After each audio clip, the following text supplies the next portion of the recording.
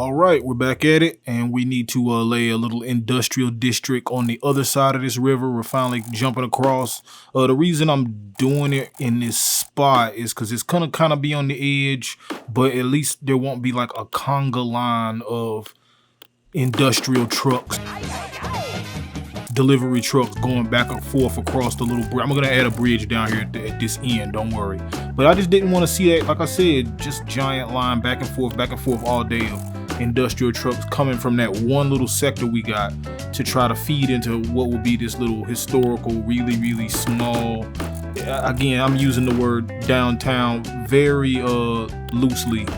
It's just gonna be like a center of town, maybe a bus station, some commercial assets, little town square, you know what I'm saying? We got to build something on this spot, and then later on we'll build a bigger kind of downtown area. Right now I'm laying down one of these container stack warehouse units. You can find them on the workshop. I actually end up swapping this out for another type of the same kind of warehouse building. I really like that stacks look. I didn't get to put a lot of stacks on the other side over there near our rail yard, so this is an excuse for me to use some more of those containers. I'm gonna cut this with a little 1-unit road so people can go to the warehouse without, you know, having to worry about going through the rest of our district. And that's pretty much the motivation behind the tiny road layout of this area.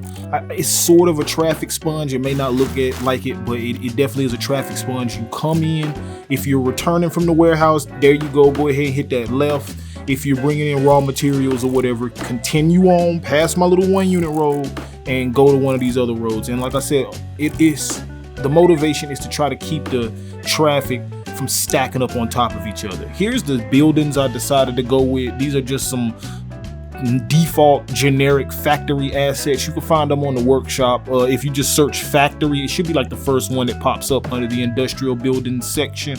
They're all generic, and I'm just gonna use the different ones to kind of make me a nice little layout. I'm gonna lay one of these 1-unit roads right down the middle. My bad, y'all see me trying to jug this node.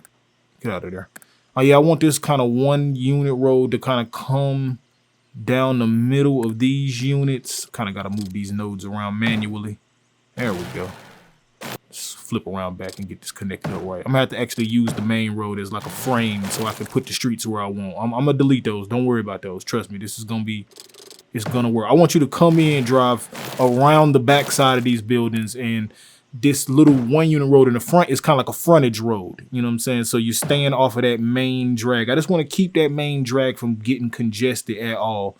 I'm laying down a few more of the factory buildings and recoloring them, making the area look varied and sexy. And there we go. Got some nice dark chocolates on the edge.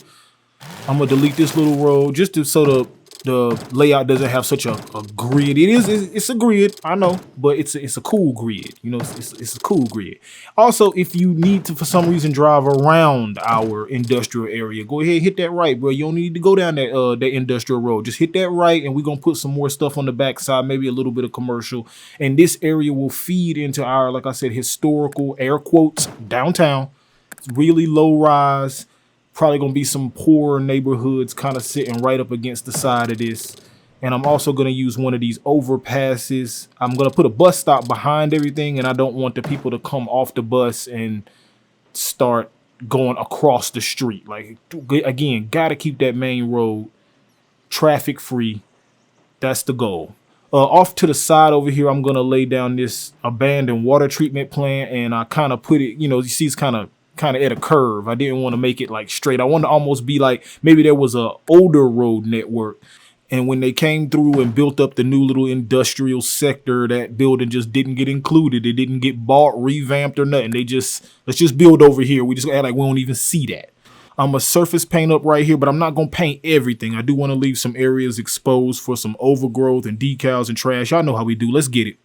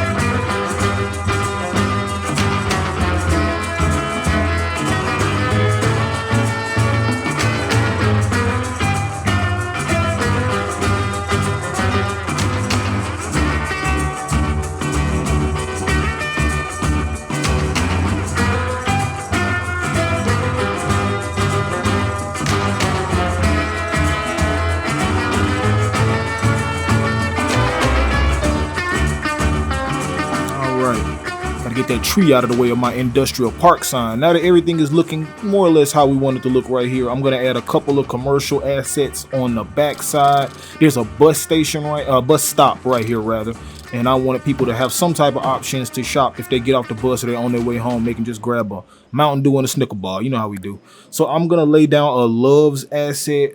If you're not familiar or if you don't live in America, Love's is usually like a gas station that you see on the side of the highway. They don't really do metropolitan gas stations. Like, you don't really see them in the city. Comment below if they actually do have Love's in your city. You're lucky. I feel like Love's is a dope gas station, especially on your road trip swag, man. You can go in, you can buy so many different types of stuff, and they always have like a little business attached to it, like a McDonald's or a Baskin Robbins or something like that. So I just wanted to have that in my city. But I do know I'm taking some creative liberty because, like I said, they don't usually, these are on highway rest stops, highway exits. That's it. You know, they're not really in people's cities. So I wanted to kind of break with tradition and do my own thing. I'm gonna detail this up, make sure I got some. Matter of fact, yeah, let's move that parking and we'll put a car wash down right here. This is actually the University City's car wash, but I'm gonna change the color and we just gonna pretend that it's the Love's car wash. They don't have a car wash asset that matches the Love's. Over here on this side, I'm gonna lay out like a little where the trucks kind of get gas. And if you're watching this on YouTube, you are behind the people on TikTok. And one of the people on TikTok already jumped in the comments and said, bro, you need to put way more space behind that so the truckers can pull in. So I did actually go back and do that. You may see it in the cinematics. He was absolutely right. You can't no truck get in there and turn around, and it's still skinny. Like my expansion is still a little skinny, but I feel like it works. So on this side, we're gonna add an advanced auto parts. I felt like that really kind of fit the area, especially with it being close to the industrial stuff. If you know you got your uncle and he needs to fix your carburetor, he can come down here and grab the stuff he needs. I'm lining this up with some curves and some broken fences. I don't know what's going to be on the other side of this fence, so I just kind of want to leave a little buffer. But like I said, that does get expanded. Jumping back closer to our projects and our train station and all that, I wanted to throw a little trailer park neighborhood, a little mobile home neighborhood right here in this cut. I definitely always wanted to have a trailer park in this part of the city, and we do need the residential. We did just lay down like 6 factories, so you know we could use the people. The trailer park is definitely giving 8 Mile. It's giving 8 Mile vibes. If you haven't seen 8 Mile, no spoilers, but Eminem has the battle Falcon from the Avengers. And a guy that Eminem went to school with, it turns out, really, really liked his mom's spaghetti.